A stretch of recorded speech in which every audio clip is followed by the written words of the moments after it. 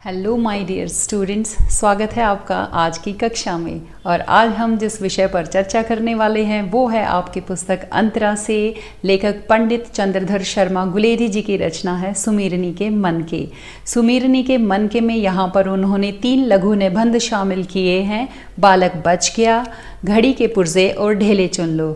आज की हम इस क्लास में सिर्फ बालक बच गया निबंध पर चर्चा करेंगे और उसके बाद हम प्रश्नोत्तर को समझेंगे और अंततः हम वस्तुनिष्ठ प्रश्नों की बात करेंगे और देखेंगे कि आपने पाठ को कितने अच्छे से समझा है। तो आइए शुरुआत करते हैं। बालक बच गया। बालक बच गया को शुरू करने से पहले हम इसके मूल प्रतिपाद्य को जान लेते हैं।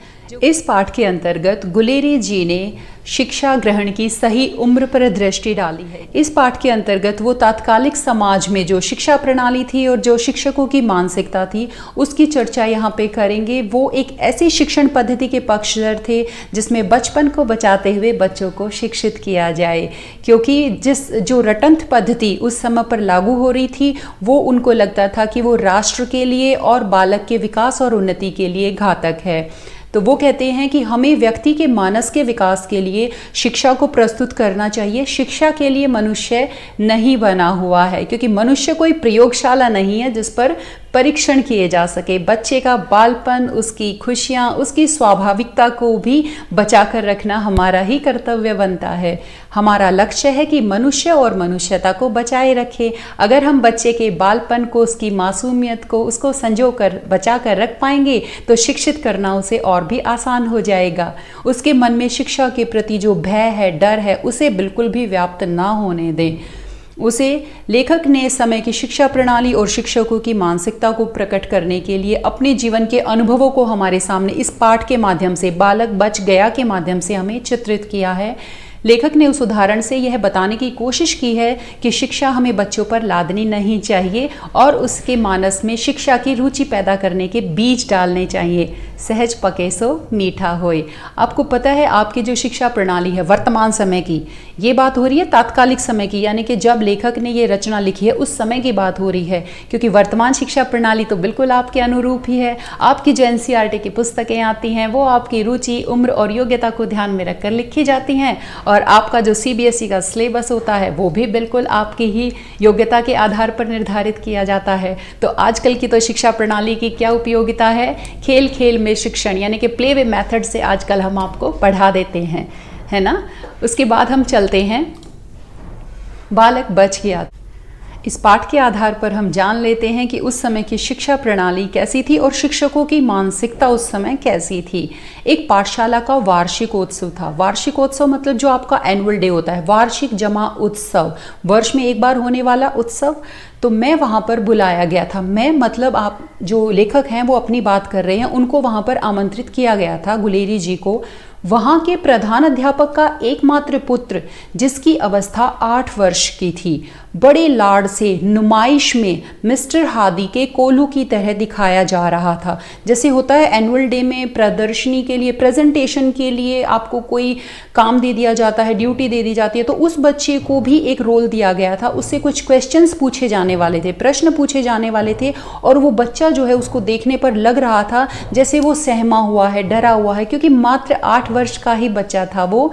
तो उसे देखकर ऐसा लग रहा था जैसे हादी के कोल्हू की तरह दिख रहा था। मतलब हादी का कोल्हू का बैल होता है, जैसे तेल निकालने के लिए बैल को उसके चारों तरफ घुमाया जाता है और आंखों पर पट्टी बांध दी जाती है, वो अपनी मर्जी से, अपनी इच्छा से कुछ नहीं कर सकता। तो ऐसा ही यहाँ पर रटंत पद्धति के यहाँ पर चर्चा की गई है कि उसके आधार पर उसको सब कुछ रटवा दिया गया था और उसे एग्जैक्टली वही बोलना था जो उसके शिक्षक ने उसे समझाया है। तो बच्चे की हालत बहुत ही देखने में ऐसी थी जैसे कि उसका मुंह पीला था, आंखें सफ़ेद, दृष्टि भूमि से उठती नहीं थी, आंखें बिल्कुल निस्तेज हो गई थी और वो बिल्कुल डरा हुआ, सहमा हुआ था और उसका जो आत्मविश्वास था वो दिखाई नहीं दे रहा था, क्योंकि उसे अपने मन के मुताबिक तो कुछ करना ही नहीं था। जो कुछ भी उसे बोला गया है उसे उसको एज इट इज़ उसको आंसर्स उसको वही देने थे। प्रश्न उससे पूछे जा रहे थे, इतने कठिन कठिन प्रश्न पूछे गए, वो उसकी उम्र के आधार पर नहीं थे क्योंकि वो मात्र 8 वर्ष का था। और प्रश्न देखिए आप कितने मुश्किल मुश्किल उससे पूछे गए हैं, उनका उत्तर वो दे भी रहा है। क्यों? क्योंकि उसे रटवाया गया है वो सारे के सारे उत्तर। धर्म के 10 लक्षण वह सुना गया, 9 रसों के उदाहरण दे गया, पानी के 4 डिग्री के नीचे शीतता में फैल जाने के कारण जब बहुत ज़्यादा ठंड हो जाती है तो मछलियाँ अपनी प्राण रक्षा कैसे करती हैं वो उसने समझा दिया। चंद्र ग्रहण का वैज्ञानिक समाधान उसने बता दिया। अभाव को पदार्थ मानने या ना मानने का शास्त्रार्थ वह कह गया। इंग्लैंड के राजा 8वें हेनरी की स्त्रियों के नाम और पेशवाओं की कुर्सीनामा यानी कि उत्तराधिकारी, उनके बाद कौन कौन गद्दी पर बैठा है, वो सारी डिटेल, सारी जानकारी उसने दे दी। और फिर इन सभी प्रश्नों के बाद जब उससे पूछा गया कि तू क्या करेगा, आप देखिए यहाँ पर सोचने वाली बात है कि जब उससे पूछा गया कि तू क्या करेगा, मतलब ये उत्तर भी उसका स्वाभाविक नहीं आया था, इस बात के बारे में भी उसे रटा दिया गया था। साबित होता है इससे क्योंकि वो मात्र 8 वर्ष का है। और आप उसका जवाब सुनिए, क्या कहता है बालक ने सिखा सिखाया उत्तर दिया कि मैं यावत जन्म यानी कि जीवन भर लोक सेवा करूंगा। आप देखिए मात्र 8 वर्ष का बच्चा लोक सेवा की बात कर रहा है, तो ये साबित हो जाता है कि उसको ये उत्तर जो है वो रटवा दिया गया था। सभा वाह वाह सुन रही थी। अब यहाँ पर क्या है, जो लेखक हैं वो बच्चे की वास्तविक स्थिति को समझ पा रहे हैं, लेकिन संपूर्ण सभा में जो व्यक्तिगण बैठे हुए थे वो समझ नहीं पा रहे हैं कि बच्चा डरा हुआ है और वो उसके जो है वास्तविक उत्तर नहीं है उसके, वो सारे के सारे कृत्रिमता यानी कि सब बनावटीपन है। पिता का हृदय भी उल्लास से भर रहा है, उसके जो अध्यापक है उनका भी सीना चौड़ा हो रहा है कि मैंने जो जो प्रश्न रटवाए थे वो सारे के सारे इसने बहुत अच्छे से सुना दिए हैं। एक वहां पे फिर वृद्ध महाशय बैठे हुए थे, उन्होंने उसके सिर पर हाथ फेर कर, क्योंकि वो बच्चा बहुत ही नर्वस दिखाई दे रहा था, बहुत ही डरा हुआ था, तो उन्होंने प्यार से उसके सिर पर हाथ फेर कर उसे आशीर्वाद दिया, मतलब उसे आशीष दी कि आपने बहुत अच्छा किया है, और कहा कि तुमने बहुत अच्छा किया, अब तुम जो इनाम मांगो वही हम तुम्हें देंगे। अब यहाँ पर दिक्कत क्या आती है कि जो पिताजी थे उनके प्रधानाध्यापक और जो उनके अध्यापक थे उस बच्चे के, उन्होंने उम्मीद नहीं की थी कि ऐसा भी कोई प्रश्न निकल कर आएगा, तो इस प्रश्न का उत्तर उन्होंने रटवाया नहीं था। तो यहाँ पर वो सोच में पड़ गए कि पता नहीं अब क्या उत्तर आने वाला है। पिता और अध्यापक इस चिंता में लगे कि देखें यह पढ़ाई का पुतला मतलब वो बालक की कौन सी पुस्तक मांगता है। उनको लगा कि ये पुस्तक ही मांगेगा। बालक के मुख पर विलक्षण रंगों का परिवर्तन हो रहा था। विलक्षण मतलब अद्भुत, अलग अलग तरह के रंग, क्योंकि उसके अंदर घबराहट भी थी, थोड़ी कहीं ना कहीं खुशी भी थी, डर बहुत ज़्यादा था उसके अंदर। वो मायूस हो रहा था, डरा हुआ था। उसको ये डर भी था कि कहीं मैं कुछ गलत मांग लूँ तो मेरे पिताजी या मेरे अध्यापक मुझसे नाराज़ तो नहीं हो जाएंगे। उनकी जो एक प्रतिष्ठा है, उनकी जो छवि है जो स्कूल में बनी हुई है, कहीं मैं उसको तो अनजाने में आहत नहीं कर दूंगा। तो ये सारी जो उसके मन में जो उधेड़बुन चल रही थी उसकी वजह से वो बहुत घबराया हुआ था। हृदय में कृत्रिम और स्वाभाविक, कृत्रिम मतलब बनावटी, जो उसे लग रहा था कि कोई रटा हुआ आंसर या मैं कोई पुस्तक मांग लूं, या फिर मैं अपनी स्वाभाविक यानी कि अपने मन की इच्छा को सुनूं, अपने दिल की खुशी के आधार पर कुछ मांगूं। तो वो एक लड़ाई उसके अंदर ही अंदर वो उधेड़बुन चल रही थी। तो बालक ने कुछ खास कर, वो सारी दुविधाएं उसकी आंखों में दिखाई दे रही थी, फिर कुछ खांस के उसने कुछ गला सा साफ किया अपना, और नकली पर्दे के हट जाने पर यानी कि जो मन में जो कृत्रिमता थी, वो जो बनावटीपन था, उसको उसने कहीं ना कहीं उसको चीर दिया है, उसको उससे अपने मस्तिष्क को उसने बाहर निकाला है, और उससे एक स्वस्थ मानसिकता के साथ उसने क्या है, स्वयं विस्मित होकर, खुद भी वो आश्चर्यचकित है। विस्मित मतलब होता है आश्चर्यचकित, आश्चर्यचकित होकर, डरा हुआ भी है लेकिन उसने थोड़ा सा हौसला बांधाया है। फिर कहता है, बालक ने धीरे से क्या कहा, लड्डू। जैसे होता है ना 8 वर्ष का बच्चा अपनी खुशी जाहिर करता है और लड्डू मांगता है, तो जब उसने जैसे ही लड्डू मांगा तो पिता और अध्यापक तो सीधी सी बात है वो तो निराश हो नहीं थे, क्योंकि उनकी उम्मीदों पर पानी फिर गया था। उनको लग रहा था ये कोई पुस्तक मांग लेगा।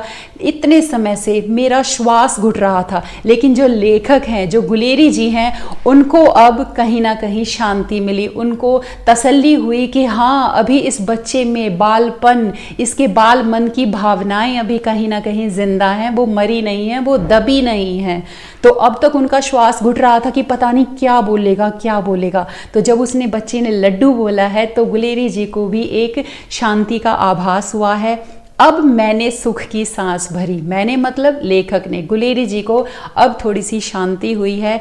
उन सब ने बालक की प्रवृत्तियों का गला घोटने में कुछ कसर नहीं उठा रखी थी। मतलब गुलेरी जी जानते हैं कि सब के सब उस पर कितना दबाव बनाए हुए थे, उसको मानसिक तौर पर कितना उसे प्रताड़ित, एक तरह से उसे परेशान किया जा रहा था, क्योंकि बच्चे की उम्र और योग्यता के आधार पर तो वो प्रश्न थे ही नहीं, तो बच्चा दुखी था। तो उसके बाद भी बच्चे ने मासूमियत अपनी दिखाई है और लड्डू जब मांगा है तो लेखक को चैन पड़ा और उनको लगा कि हाँ, बालक बच गया है, मतलब उसकी मासूमियत, उसका बालपन अभी कहीं ना कहीं जीवित है, उसके बचने की आशा है, क्योंकि वह लड्डू की पुकार, और वह लड्डू की पुकार कैसी थी? जीवित वृक्ष के हरे पत्तों का मधुर मर्म। वृक्ष के पत्तों से जब हवाएं गुजरती हैं तो उसमें एक सनसनाहट होती है, एक संगीतमय वातावरण, एक खुशी और एक उल्लास, एक शांति का आभास होता है। तो बस वही भावनाएं जो हैं लड्डू की पुकार में लेखक को यहाँ पर दिखाई दी हैं। मरे काठ की अलमारी की सिर दुखाने वाली खड़खड़ाहट नहीं थी। ऐसा नहीं था कि उस वृक्ष को काट दिया है या वो सूख चुका है या उसकी संवेदनाएं मर गई हैं, ऐसा कुछ उन्हें महसूस नहीं हुआ है। तो उनको बड़े ही शांति और सुकून का आभास हुआ है। तो यहाँ पर आपके पाठ का वाचन समाप्त होता है और आप समझ ही गए होंगे जो शिक्षा होती है वो बालक के चहुमुखी विकास के लिए, यानी कि उसका शारीरिक, बौद्धिक, मानसिक, उसका संपूर्ण व्यक्तित्व का विकास होना आवश्यक है, क्योंकि बालक कोई प्रयोगशाला नहीं है जिस पर परीक्षण किए जा सके। वो एक कोमल सा हृदय है जिसको आप जैसा बीज डालेंगे वैसे ही आप उसकी ग्रोथ, उसकी उन्नति देख पाएंगे और वो समाज के लिए, समाज के निर्माण के लिए अपना योगदान दे पाएगा। तो पाठ समाप्ति के पश्चात अब हम आगे बढ़ते हैं इसके प्रश्नोत्तर पर। आपने बहुत अच्छे से पाठ को समझा है, तो आइए प्रश्नों के उत्तरों पर भी चर्चा कर लेते हैं। पहले शामिल किए गए हैं वर्णनात्मक प्रश्न। पहला प्रश्न है, बालक से उसकी उम्र और योग्यता से ऊपर कौन से प्रश्न पूछे गए? इस प्रश्न के उत्तर के अंतर्गत कई बार आप उन प्रश्नों को भी शामिल कर लेते हैं कि बच्चे से जब पूछा गया था कि वो बड़ा होकर क्या बनेगा या उसने इनाम में क्या मांगा, वो प्रश्न यहाँ पर शामिल नहीं किए जाएंगे। वार्षिकोत्सव के दौरान जो उससे प्रश्न पूछे गए थे उन्हीं प्रश्नों को आप इसमें शामिल करेंगे। तो ये प्रश्न हमने जैसे अभी अभी पाठ में पढ़े हैं। कौन से प्रश्न थे? धर्म के 10 लक्षण, 9 रसों के उदाहरण, पानी के 4 डिग्री के नीचे शीतता में फैल जाने के कारण और उससे मछलियों की प्राण रक्षा, चंद्र ग्रहण का वैज्ञानिक समाधान, अभाव को पदार्थ न मानने का शास्त्रार्थ और इंग्लैंड के राजा 8वें हेनरी की स्त्रियों के नाम और पेशवाओं का कुर्सीनामा। यहाँ पर इन प्रश्नों को आप अच्छे से याद करेंगे, क्योंकि यहाँ पे कोई मन घड़ंत प्रश्न आप अपनी तरफ से नहीं ऐड करेंगे। दूसरे प्रश्न की तरफ आते हैं। बालक ने क्यों कहा कि मैं यावत जन्म लोक सेवा करूंगा, यानी कि जीवन भर लोक सेवा करूंगा? तो ये तो आप जानते हैं, क्योंकि उस समय की रटंत शिक्षा पद्धति के अंतर्गत सब कुछ बच्चे को रटवाया जा चुका था और इस प्रश्न का उत्तर भी उसे रटवा दिया था। तो बालक की स्वाभाविक प्रवृत्तियों का गला घोटने में कोई कसर नहीं छोड़ी गई थी, इसीलिए बच्चे ने उस प्रश्न का यही उत्तर दिया कि मैं यावत जन्म लोक सेवा करूंगा। अगले प्रश्न की तरफ बढ़ते हैं। प्रश्न संख्या 3, बालक द्वारा इनाम में लड्डू मांगने पर लेखक ने सुख की सांस क्यों भरी? क्योंकि लेखक जो है वो देख रहा था कि पिता और अध्यापक ने बालक की भावनाओं को कुचलने में कोई कसर नहीं छोड़ी है। लेकिन वृद्ध महाशय ने जब पूछा कि इनाम में क्या चाहिए, तो बालक ने रटी रटाई बातों को कहने की बजाय उसने अपनी कृत्रिम और स्वाभाविक मानसिक लड़ाई से अपने आप को बाहर निकालते हुए उसने प्यार से कहा लड्डू। तो ये जो लड्डू की पुकार थी, ये सुनकर लेखक को सुख की सांस आई। तो इस प्रश्न का उत्तर शाब्दिक अर्थ आपको दे दिया गया है, आप ध्यान से इसको पढ़ लेंगे। अगले क्वेश्चन की तरफ चलते हैं। बालक की प्रवृत्तियों का गला घोटना अनुचित है। ये तो आपको पता ही चल गया है, क्योंकि बालक का मानसिक, शारीरिक, बौद्धिक विकास ऐसे नहीं हो सकता है। पाठ में ऐसा आभास किन किन स्थानों पर हुआ है उनकी चर्चा आपको करनी है। तो जब बालक से उसकी उम्र और योग्यता से ऊपर के प्रश्न पूछे गए तब ये आभास हुआ है। बालक की आंखें सफेद, मुंह पीला, दृष्टि भूमि से नहीं उठ रही थी, तब भी आप इस बात का एहसास कर पाए होंगे। और बालक के मुख पर भावों में जो परिवर्तन हो रहे थे, उसके हृदय में जो कृत्रिम और स्वाभाविक भावों के बीच जो संघर्ष चल रहा था, ये कुछ ऐसी घटनाएं कुछ स्थान पर ऐसा चित्रित हुआ है कि बालक की प्रवृत्तियों का गला घोटने में कोई कसर बाकी नहीं छोड़ी गई थी। अगले प्रश्न की तरफ आते हैं। प्रश्न संख्या 5। बालक बच गया, उसके बचने की आशा है क्योंकि वह लड्डू की पुकार, जीवित वृक्ष के हरे पत्ते का मधुर मरमर था और मरे काठ की अलमारी के सिर दुखाने वाली खड़खड़ाहट नहीं थी। इस कथन के आधार पर बालक की स्वाभाविक प्रवृत्तियों का उल्लेख कीजिए। तो आप इस प्रश्न के उत्तर को पढ़ेंगे और समझ जाएंगे, क्योंकि ये सारी चीज़ें हमें अभी अभी आपके पाठ में हमने डिस्कस की हैं। तो अब हम आगे बढ़ते हैं आपके वस्तुनिष्ठ प्रश्नों की तरफ। तो इसमें हम फटाफट आपकी जानकारी, आपकी समझ को जांच लेते हैं कि आपने कितना ध्यान से पाठ को पढ़ा है और प्रश्नों के उत्तर आप कितनी अच्छे से दे पाते हैं। तो पहले प्रश्न की तरफ चलते हैं और फटाफट मेरे से पहले आंसर देने की आप कोशिश करेंगे। पहला प्रश्न है, बालक बच गया पाठ गद्य की कौन सी विधा पर आधारित है? तो ये है आपका एक लघु निबंध। बालक बच गया लघु निबंध में लेखक कौन है बताइए? पंडित चंद्रधर शर्मा गुलेरी। नेक्स्ट है, बालक बच गया किस शीर्षक के अंतर्गत समाहिक एक लघु निबंध है? तो ये है सुमीरनी के मन के, यानी कि यादों के कुछ मोती। अगले प्रश्न पर आते हैं। गुलेरी जी के समय की शिक्षा प्रणाली कैसी थी? रटंत शिक्षा प्रणाली थी, रटंत पद्धति थी उनके समय में। बालक बच गया निबंध के आधार पर बताइए, बालक किसका पुत्र था? प्रधानाध्यापक का। अगले प्रश्न पर आते हैं। पाठशाला के वार्षिकोत्सव में जिस बच्चे से प्रश्न पूछे जा रहे थे उसकी उम्र क्या थी? मात्र 8 वर्ष। बालक बच गया कहानी का मूल प्रतिपाद्य यानी कि मूल भाव क्या है? शिक्षा ग्रहण की सही उम्र। पाठशाला में किस उत्सव के दौरान लेखक पंडित चंद्रधर शर्मा गुलेरी को आमंत्रित किया गया था? पाठशाला का वार्षिकोत्सव। मैं यावज्जन्म लोक सेवा करूंगा, किसने कहा? बालक ने। वृद्ध महाशय के द्वारा इनाम देने की बात पर बालक ने क्या मांगा? लड्डू। इनाम में बालक द्वारा लड्डू मांगने पर कौन निराश हो गया? पिता और अध्यापक, क्योंकि उन्होंने सोचा था ये कोई पुस्तक मांगेगा। इनाम में बालक द्वारा लड्डू मांगने पर सुख की सांस किसने ली? लेखक ने, गुलेरी जी ने। कोल्हू का बैल से क्या तात्पर्य है? तेल निकालने की मशीन, जिसमें बैल बांधकर तेल निकाला जाता था। बालक बच गया निबंध के अंतर्गत पढ़ाई का पुतला कहकर किसे संबोधित किया गया है? प्रधानाध्यापक के पुत्र को, यानी कि उस बालक को। मिस्टर हादी के कोल्हू की उपमा किससे की गई है? किसे कहा गया है? प्रधानाध्यापक के 8 वर्षीय पुत्र को। किसने कहा जो तू इनाम में मांगे वही दे? वृद्ध महाशय ने। जब वृद्ध महाशय ने बालक से इनाम मांगने को कहा तो बालक सोचने लगा। इस दौरान लेखक की स्थिति क्या थी? लेखक का श्वास घुट रहा था। क्यों? क्योंकि लेखक को डर था कि बालक की स्वाभाविक भावनाएं, बचपन, बालपन अभी भी जीवित है या कृत्रिम भावनाओं के नीचे दब गया है। बालक द्वारा इनाम में लड्डू मांगने पर लेखक ने सुख की सांस क्यों भरी? क्योंकि बालक की स्वाभाविक प्रवृत्तियां अभी भी जीवित थी। बालपन की स्वाभाविक मांग क्या थी? लड्डू की पुकार। लेखक किस प्रकार की शिक्षा के पक्षधर हैं? किस तरह की शिक्षा वो चाहते हैं? बच्चों का सर्वांगीण विकास हो, उम्र, रुचि और योग्यता के अनुसार शिक्षण पद्धति और रटंत पद्धति का विरोध। ये वर्तमान समय में ऐसी ही शिक्षा प्रणाली के आधार पर आपको शिक्षित किया जा रहा है। बालक बच गया से क्या तात्पर्य है? बालक में अभी भी बालपन की स्वाभाविक मांग, बाल भावनाएं और बचपन जीवित है। तो यहां पर आपका जो पाठ है बालक बच गया लघु निबंध जो है वो समाप्त होता है।